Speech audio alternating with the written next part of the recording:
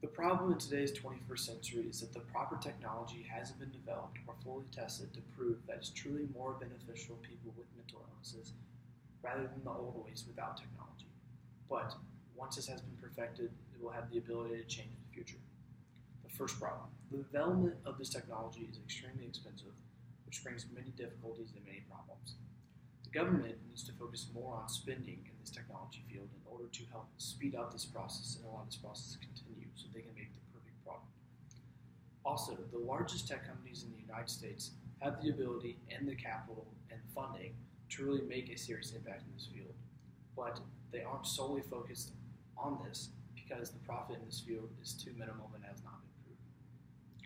Foundations also need to be more focused on raising money and raising capital in order to start more research. Once more research has been done, this will finally be proven and companies will start to get more motivated into this field. And all this information was provided by Fisher Titus Company. Second off, the software developers of these products are still focusing on how to make these products as effective as they can. MIT, one of the most prestigious universities in this country, is a strong contributor in this field. The developers in the mental health community are still trying to figure out if this products work for all the mental health conditions, because as of now, they don't know if it works for some of them, only half of them, most likely not all of them yet, so they're still trying to develop the technology that will cover all fields. Also, privacy is also very important to people in the products because they contain such sensitive information. Right now, the products and the companies are trying to decide like where this information goes because it's so sensitive and who will hold this information. Finally, regulation. The technological world still is undecided about who should control this data that is being generated. So obviously, this data is very sensitive for people.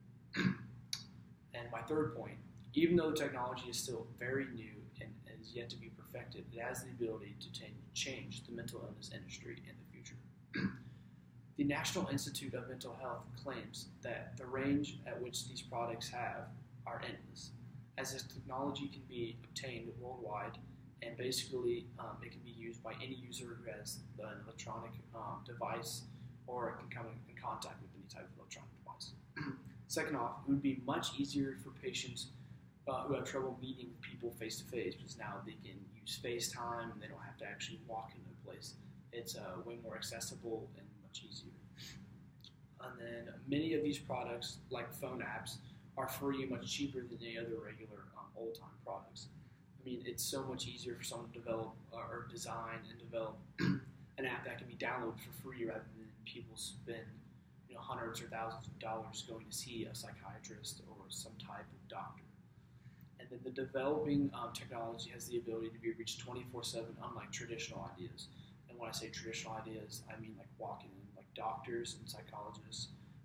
They're not open 24/7 like these apps that can be accessed from your phone and is much more simple. And I believe that if we can fix the cost, which is the negative, and then we can develop a much steadier product, we can change the future, and that the technology side will be much more beneficial and much more useful than the old times that we use when we walk in and see a psychologist or a doctor. Thank you.